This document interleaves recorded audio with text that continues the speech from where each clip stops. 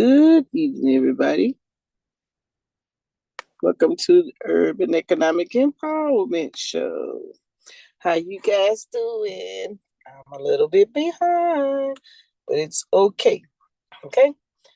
So I am back on my learning tool for Stash. And last week we talked about budgeting. So peace, power, and profit to everybody who may tune in and may watch the archives. Text and chat. All right. So last week we talked about budgeting, and we also talked about how much of your paycheck you should save. We talked about the 50-30-20 rule. We did talk about that. And so today let's talk about buy now, pay later, how it works and what you should know. Oh. All right. So I hope you guys can hear me in the chat. All right. So it says buy now, pay later, how it works and what you should know. Services like Affirm, Afterpay, and Klarna can help you manage expenses, but they can also come with hidden cost. Apple is getting in on the buy now and pay later trend. The tech company is introducing a product called Apple Pay Later, which will allow users to split payments into 4 equal installments without interest or fees. So let me make sure I'm not on mute. Okay, I'm not on mute. Let me make sure the volume is up. Okay. Oh, I'll turn the volume down. Okay, there we go. All right, my bad. Okay, tech companies is introducing a product called Apple Pay Later, which allows users to split payments into 4 equal installments without interest or fees. The payment plan can be used anywhere Apple Pay is accepted. At online retailers and at registers these days, you may encounter the option to pay with the service known as Buy Now, Pay Later. It's another way to pay that doesn't rely on credit or debit cards or even cash. Buy Now, Pay Later services provide loans to consumers, letting them pay for something in installments. Instead of paying the entire sum at checkout, Buy Now, Pay Later companies operate by fronting the money to shoppers and charging them over the course of a multi-month payment plan that they select. Rather than charging compound interest as a credit card company might, Buy Now, Pay Later companies often charge no interest or less than credit card dues. Less than credit card dues.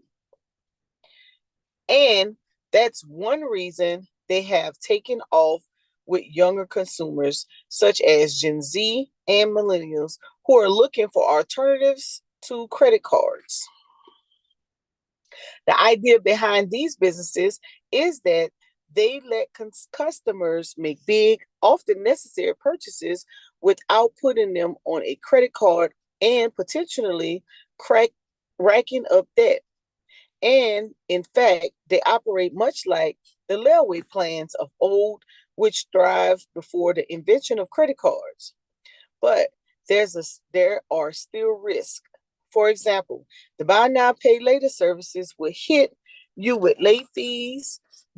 If you miss payments, missing payments might also negatively affect your credit score if the buy now, pay later services you use report to a credit bureau. On the plus side, buy now, pay later companies can also give people without a credit history access to credit. Retailers may benefit too. They often pay buy now, pay later providers to feature them as a payment option on their sites. In contrast, merchants must pay to accept credit cards. Stores will reportedly pay even higher fees than they do to credit card companies because they expect consumers to spend more money with buy now, pay later. Services such as Klarna, Sizzle, Afterpay, and Affirm offer point of sale short-term loans to consumers, paying the retailers upfront and charging by the buyer in installments. How buy now, pay later works. Digital retailers will tell you which buy now, pay later services they offer when you go to the checkout. In order to use a buy now, pay later service, you'll have to download the service app on your phone. You'll then have to provide basic information such as your name, billing address, and sometimes your social security number. You'll also have to verify your information with an email or mobile code and accept terms and conditions.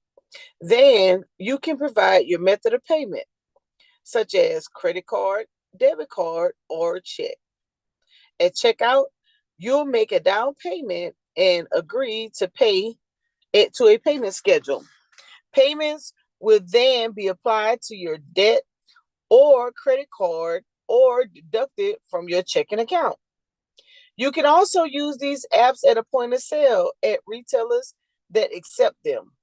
Getting approval from a BNPL service can reportedly take less than 10 minutes. How BNPL payments are structured. The payment terms for BNPL companies vary, but are often structured as 4 equal payments of roughly 25% of the owned amount, including taxes and any fees, which the first payment due at checkout. Some, like Afterpayment and Klarna, offer you the ability to pay off your loan in 4 payments without interest, but would charge fees if your payments are late. Klarna also allows shoppers to pay back a loan interest-free in 30 days.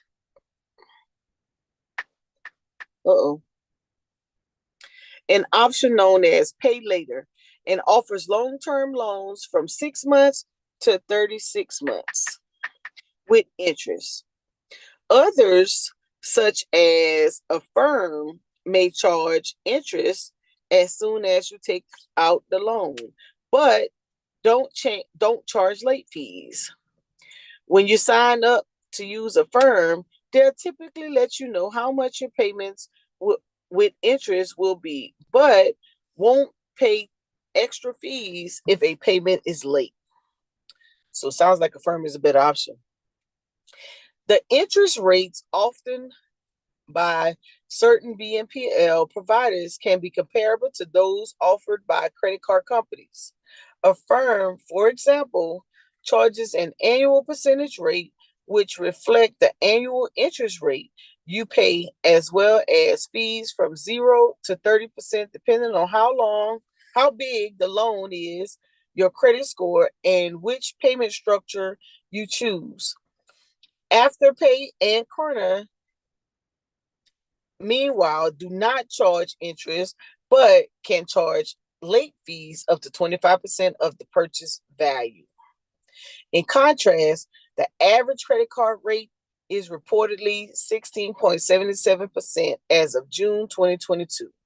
As of September 2021, credit card interest typically compounds on a daily basis, which means that if you don't pay off your balance within your billing cycle, you might owe a much higher amount than you originally did as the interest compounds. How buy now, pay later can affect your credit score? For people who haven't started building credit yet, or rebuilding their credit, buy now, pay later can be an alternative to credit cards. Afterpay, for example, reportedly instantly approves applicants without checking their credit score. Other options, such as Klarna and Affirm, perform soft credit checks.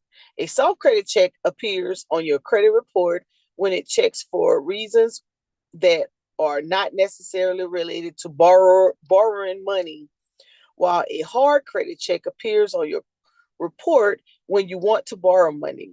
For example, by applying for a credit card, mortgage, or car loan. A hard credit check usually temporarily lowers your credit scores, but a soft credit check doesn't. This can be an advantage if you don't have a great credit score or any credit score at all, and it's fast, said Ted Rossman, New York based senior industry analyst at creditcards.com and bankrate.com. Everyone's credit situation and financial background is different. You should be aware of how buy now pay later can affect your credit score before you sign up for it. Let me plug this in before we be man down.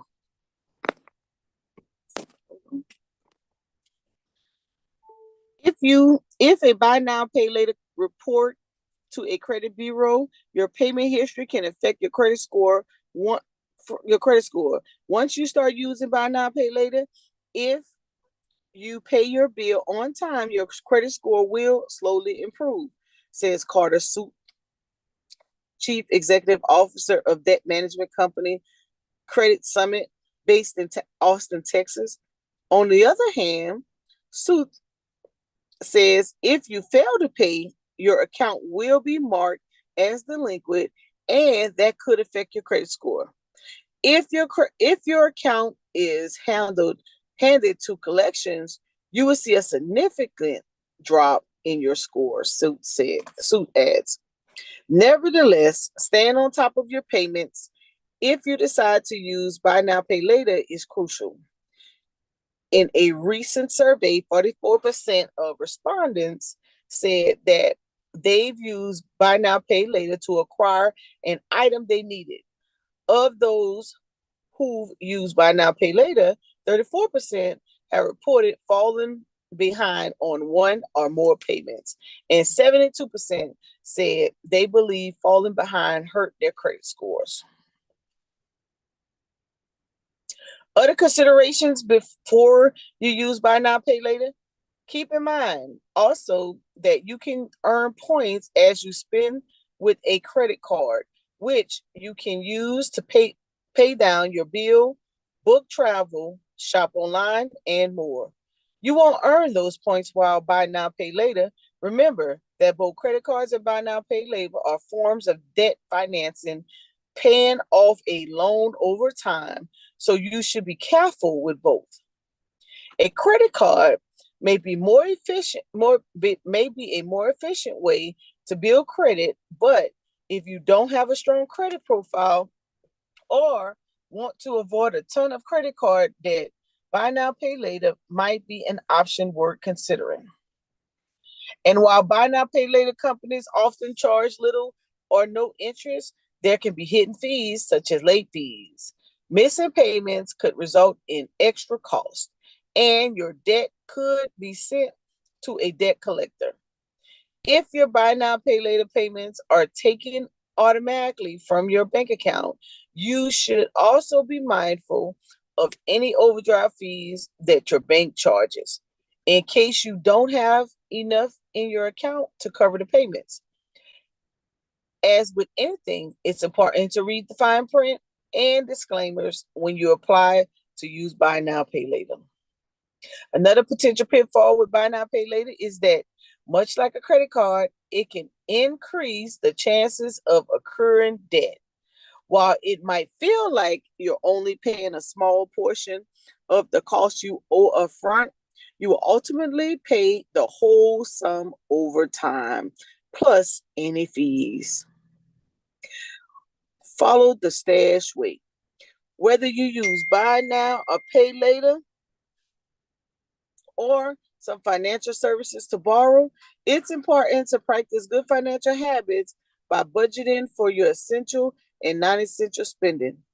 Budgeting is a part of Stash financial framework, the Stash way, which also includes saving for the short term and long term, which long term making room for your budget to invest small amounts regularly. Hey, hey, hey. All right. So there you go. So last week we talked about budgeting. Today we talked about different forms of payments to kind of help you get back into a certain way of gaining some discipline to save money and to get your money back on track. So let me see. Let me close this out right here. Uh-oh. All right. So yeah, so basically while I'm trying to get back into the groove of the whole live streaming, I thought I'd just cover a few little preliminary financial literacy topics like budgeting and what type of financial avenues you could take to get you on point and to paying off debt or handling debt in a more responsible way. So I'm glad you guys tuned in. And I thought I was going to have some visitors, but looks like everybody's busy. So thank you guys for tuning in to Urban Economic Empowerment Show. And as I get acclimated back into doing these lives, I'll bring you more information and probably stay on a little longer. So